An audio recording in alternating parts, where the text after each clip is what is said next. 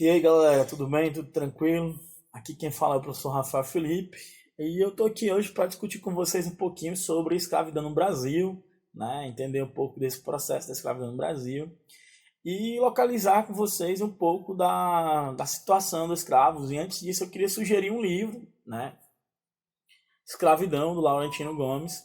É um livro que vão ter 3 volumes do livro, esse é só apenas o primeiro volume, né, que ele discute um pouco sobre o início da escravidão, e o processo de formação. A discussão vai desde o primeiro leilão de escravos, né, até a abolição, né. Então saiu o primeiro em 2019, esse livro aqui, sairá esse ano o segundo volume e o terceiro volume ano que vem. Então é um livro de sugestão para vocês, para darem uma olhada e depois, né, estudarem um pouco esse livro.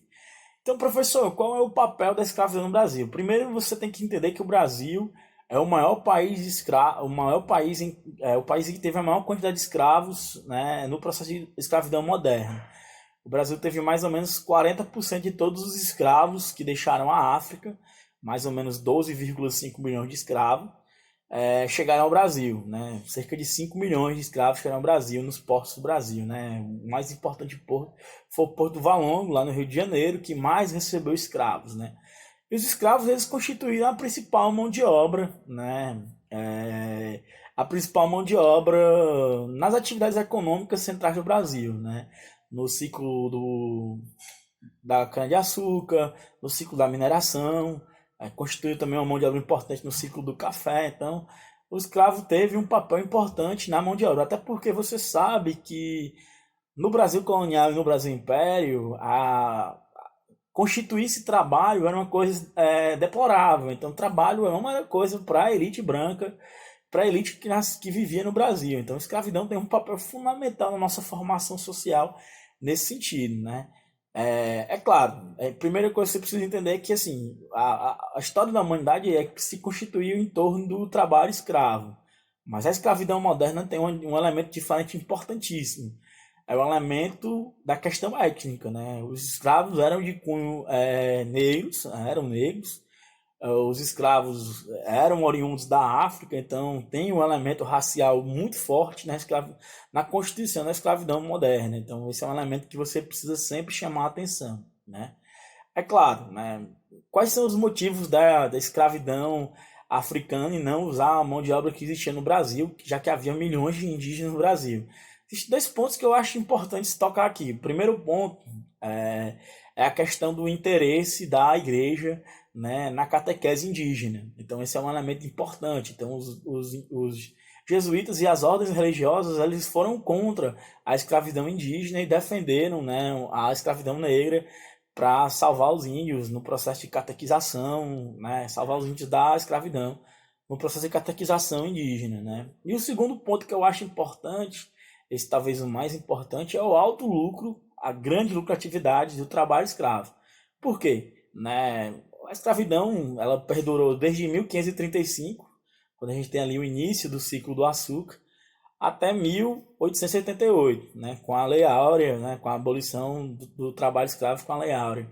Né? Então, o ciclo, né, aliás, a atividade econômica mais lucrativa do Brasil colonial e do Brasil império foi a escravidão, né? Foi o trabalho escravo. Então, há um lucro exorbitante, né? Os comerciantes, traficantes escravos, né? A gente pode chamar aqueles de comerciantes grosso trato. Eram comerciantes extremamente ricos, né? Construíram fortunas e riquezas enormes com a escravidão, e eles têm muito a ver com essa alimentação do trabalho escravo no Brasil, né?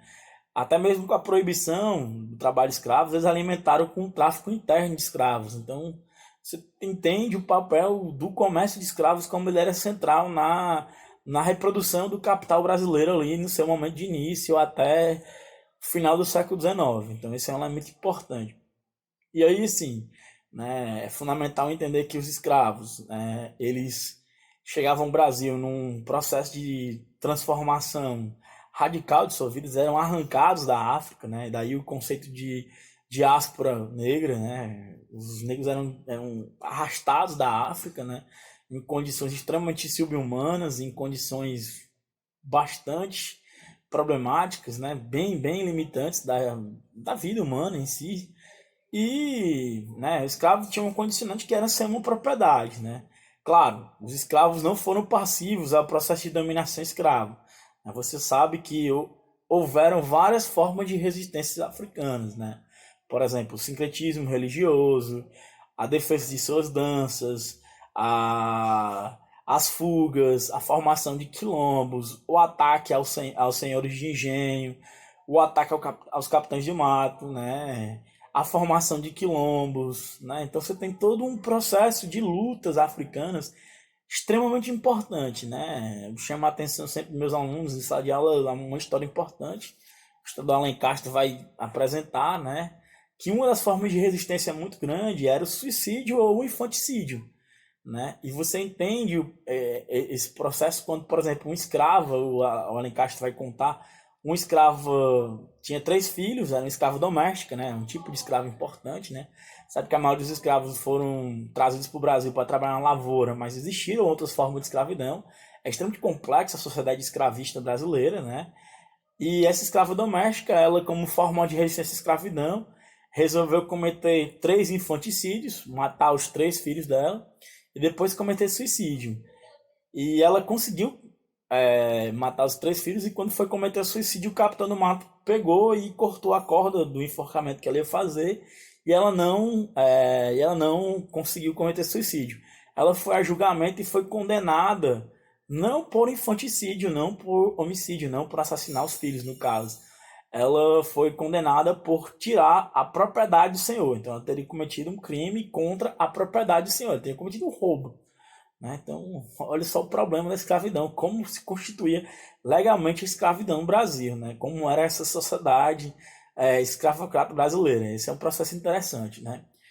Sobre o processo de resistência ainda, eu acho que o elemento mais importante, mais conhecido da resistência, era a formação dos quilombos, né? O mais conhecido quilombo do Brasil, o quilombo de Palmares, ficava na Serra do Macaco, entre Pernambuco e Alagoas, né?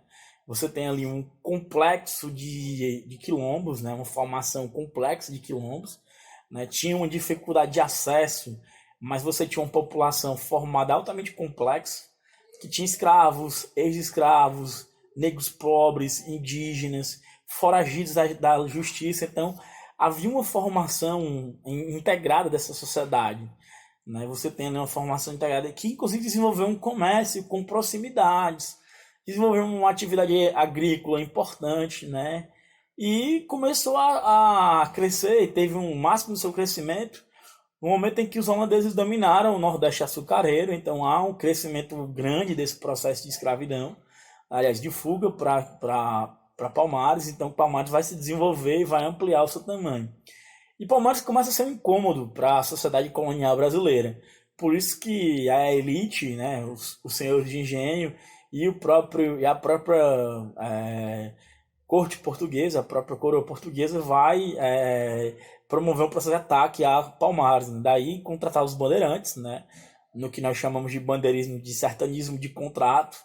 Domingos Jorge vai se responsabilizar em destruir o quilombo de Palmares, né? Vai promover uma destruição do quilombo de Palmares, e esse processo foi fundamental para a formação de uma resistência negra. E você tem um nome importante para a história da negritude brasileira, que é Zumbi, né? Um dos líderes de Palmares. Zumbi é um dos líderes importantes, e ele vai virar símbolo dessa resistência, né? Vale muito a pena chamar a atenção do papel de Dandara, né? Mulher de Zumbi, né? Também fundamental, muitas vezes silenciada e esquecidas do processo histórico, né? Muitas vezes o papel da mulher não é lembrado.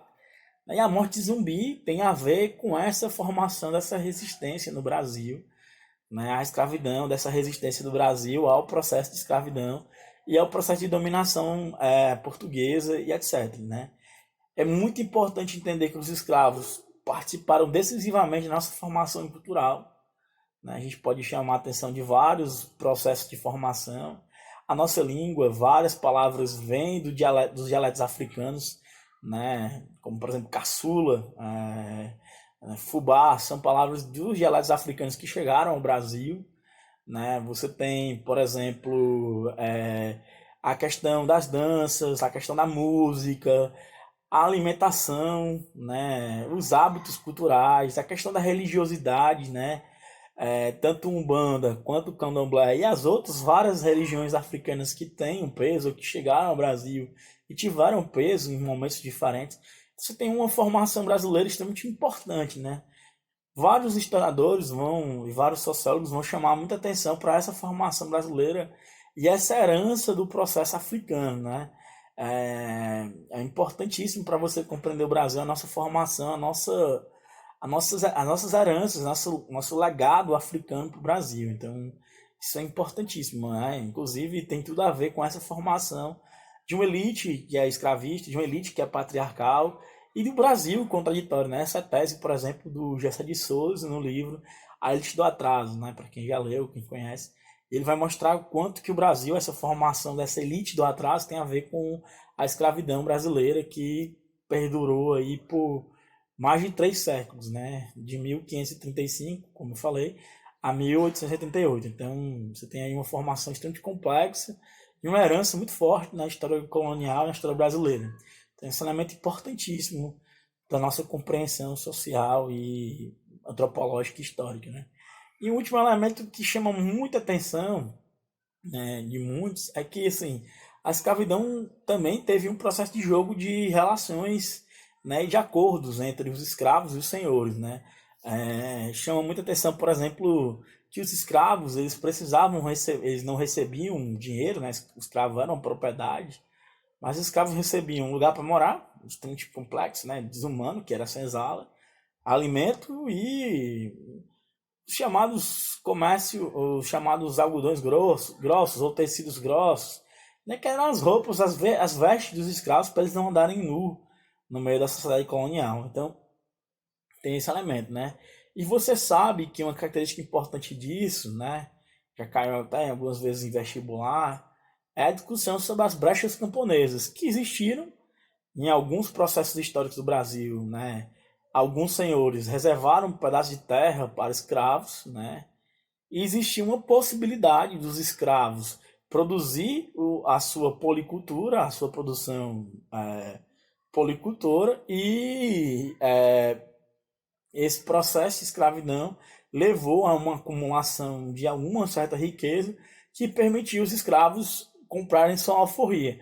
Então, no Brasil, houve sim um processo de transformação e alforria no Brasil, né? Então, por mais que se queira várias vezes negar o processo histórico dos negros no Brasil, o papel disso de vários intelectuais foram isso, né? O Nino Rodrigues, Silvio Romero e etc. negaram essa contribuição negra, mas você tem uma formação muito complexa e esse papel do negro na formação social, né? Eu queria aqui ler um pouco a nossa questão, que a gente vai contribuir aqui. A questão do Enem diz assim, ó: as convicções religiosas dos escravos eram, entretanto, colocados a duras provas quando de sua chegada ao Novo Mundo, onde eram batizados obrigatoriamente para salvar sua alma, e deviam curvar-se a doutrinas religiosas de seus mestres. Iemanjá, mãe de numerosos outros orixás, foi sincretizada como Nossa Senhora da Conceição. Nhaná, Burucu, a mais idosa das divindades da água, foi comparada a Santana, a mãe da Virgem Maria. O sincretismo religioso no Brasil, colônia, foi uma estratégia utilizada por africanos escravizados para, letra A, compreender o papel do sagrado na cultura europeia, letra B, garantir a aceitação pela comunidade de convertidos, letra C, preservar as crenças e a sua relação com o sagrado, letra D, integrar as distintas culturas do Novo Mundo, e letra E, possibilitar a adoração dos santos católicos. Então, pessoal, por que se fez o sincretismo? Com um elemento muito simples, era um elemento de preservar a cultura africana. Então, a formação do Brasil e a formação do processo escravo tem muito a ver com essa necessidade de preservar, né, a cultura africana. Por isso que o único item correto é o item C de casa. Beleza? Valeu!